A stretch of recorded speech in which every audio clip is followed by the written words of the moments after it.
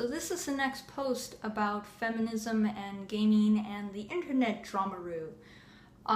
This time I want to talk about why I am in support of Gamergate and not your shield. What it gets down to first off is there are two very different narratives of Gamergate, depending on who you ask. There is one group of people who believe that Gamergate is distinctly a harassment campaign, and then there are another group of people who believe and physically work towards moving Gamergate as a consumer revolt. I am part of the consumer revolt and I am pro Gamergate, and this is my sort of angle or why I am a part of Gamergate. The first thing I really want to state is I have no ill will against anyone who doesn't agree with me. I feel like this is along the lines of picking a political party in the United States. I don't think there's a reason to dislike somebody if they vote for a different party than you do. It's just something you don't agree on. There's nothing wrong with it. My grandfather was always a staunch Republican because he was a very successful businessman and he liked the tax voting of Republicans. I personally have always been a Democrat because I like the social issues that the Democrats push. We never found this a conflict or a reason to not talk to each other, and we never found it a reason to avoid each other or to dislike each other. So I just want to make that very clear. I have no ill will against anyone who has a different opinion than me. Next thing, I firmly believe, having followed Gamergate from the beginning, that while it has many different angles, the primary focus has been about corruption in the video games industry. There is corruption in every form of industry possible that you can imagine. I have done a lot of research for Lolita clothing and fashion and products, and I have found a lot of really shady situations just under the surface. And it's a sad truth to the universe. Human beings are always looking to get that extra dime, and they're looking for how can I get a little more money for a little less work, or how can I more easily climb the corporate ladder, all these kinds of things. It's just part of human nature. I don't blame anyone for having those innate thoughts, but it's about acting on them when it becomes an issue. So Gamergate started with a very not flattering event. There was a man who was very upset at his girlfriend, so he posted a humongous manifesto of everything that they've ever texted back and forth, that they ever emailed back and forth. I think this is gross. I think it was really horrible and a breach of confidentiality.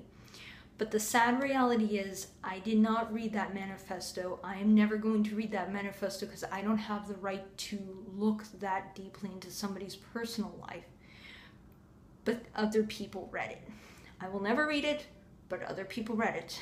And what they found was nobody cared who was doing what with who, except for the fact that a lot of the people named were in different areas of the video game industry, and the person who was at the center of it was an indie developer. I'm not going to mention this person's name because this person keeps claiming that they are at the center of Gamergate. And the point I'm trying to make across is that person was the diving board, the leap-off point, the launch pad for a deeper investigation, which is what I believe Gamergate is about. And this deeper investigation went into this arena. Basically, we know that there's corruption in the world. We assume that on the AAA game level, the Halos, the Assassin's Creed, all that kind of stuff, there's corruption going on. Who knows what kind of corruption, but we know that's what happens because it's big business. But there was kind of this sense of like indie gaming is a bastion of freedom and expression and creativity, and there's nothing going on in that arena. And what we found out through that manifesto is no, there's a lot of corruption on the smaller level too. And there's a lot of corruption between the developers and the press. And what's really unfair about that is the game should really be judged on, is it a good game? Not, is it a good game, or is it an okay game, but the person reviewing the game is a friend, so they're going to give it a slightly better review, or a much better review than what it actually is. So that's my end of it. I am out to be part of Gamergate from the perspective of I want to see more clarity between, if you are a game journalist and if you review a friend's game, I think that's totally cool, but I would like you to state that as the first line or the second line in your review. This is a game, I'm reviewing it, and my friend made it. After that, you can love the game, you can hate the game, you can say whatever you want. I just want that connection stated, and then we can move on. We don't have to talk about it anymore from there. That's what the big controversy is people are upset that there are a lot of connections which may mean something or they might not mean anything. Sometimes two people can be friends and it has nothing to do with anything. Sometimes two people can be friends and they're working in collusion with each other. That's pretty much all Gamergate is. Gamergate is basically what I would say happens when somebody has paranoia tendencies and then they actually find a conspiracy. Then that just makes everything worse, because like, I would like to think that there is nothing going on any kind of deep level. But then when you start to find weirdness, when you start to find things like people promising to donate a certain portion of the funds of their video game to a charity, and then you call up the charity a week later and they say they've never even heard of this person, this game, this whatever, and this game has been promising to donate to the charity for over a year. That's the kind of stuff I want to see stop. And my frustration is that a lot of people think this is about sexism. So I just want to make this video and say this is the angle of Gamergate that I am supporting and that I am working behind. I am not in support of any harassment.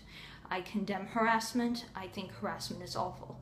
I think it's okay to research and to investigate ties between businesses and people and to figure out if there's some kind of a hidden connection kind of thing. I do not believe in digging through anyone's personal email.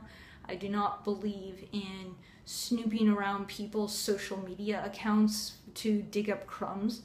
I am very much against all that. I'm against doxing, the act of finding out somebody's personal information, posting online so people can contact them or find them in the real world. I'm completely against that. And I condemn everyone who does those kinds of things. I am just for good investigative journalism and straightforwardness. And again, we're never going to truly get rid of corruption on planet Earth, because that's just something that kind of comes with being humans. We're crafty, we're innovative, we tend to do that a little bit. Where I'm just getting down to it is we can stop corruption on the smaller indie level to an extent. And I would love to see that happen, because there are too many weeds growing in the garden and there are too many strings you have to pull.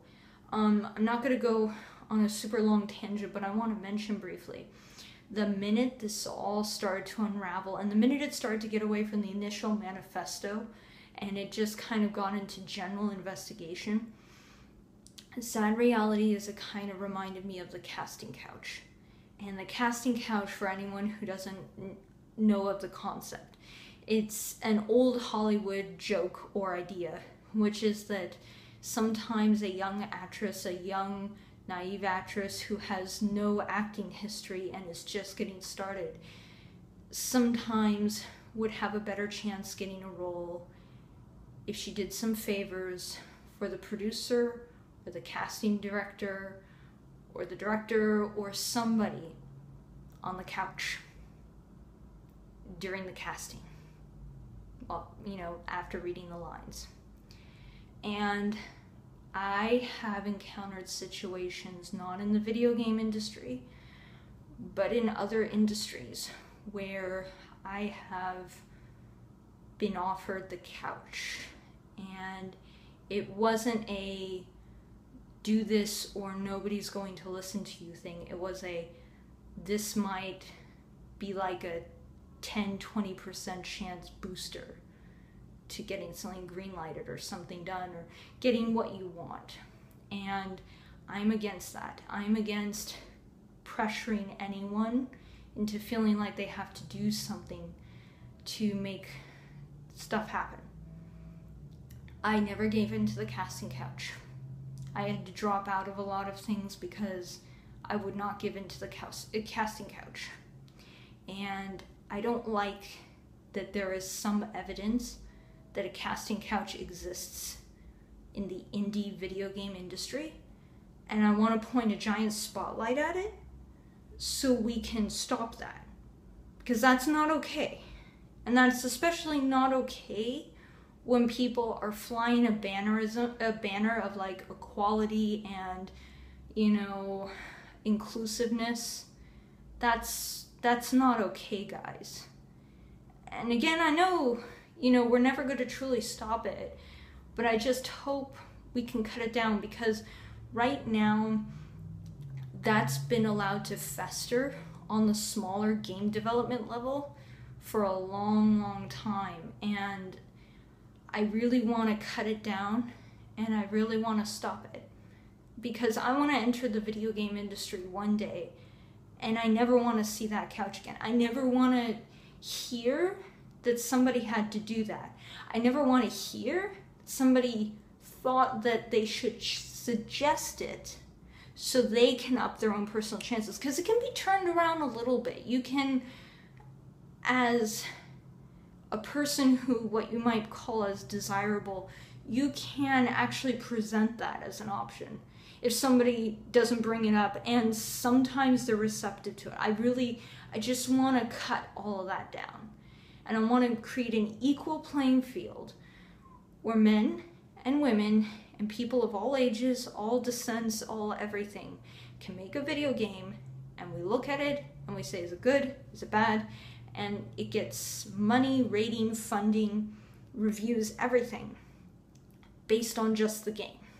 And we stop looking into the people behind the game and judging the game on the people and what the people did or what favors the people did. That's all. Excuse me, I burped, so I need to stop now. Thank you for watching this video. Thank you for listening to this rant. I would love to hear your opinions below. And again, I am open to everyone's side on this. I know there's a tremendous amount of harassment going on from both sides of the field, back and forth at each other. I am not ignoring or denying that at all, but this is just my perspective and why I back Gamergate and why I am not your shield. Thank you very much. Can't wait to read the comments. Bye-bye.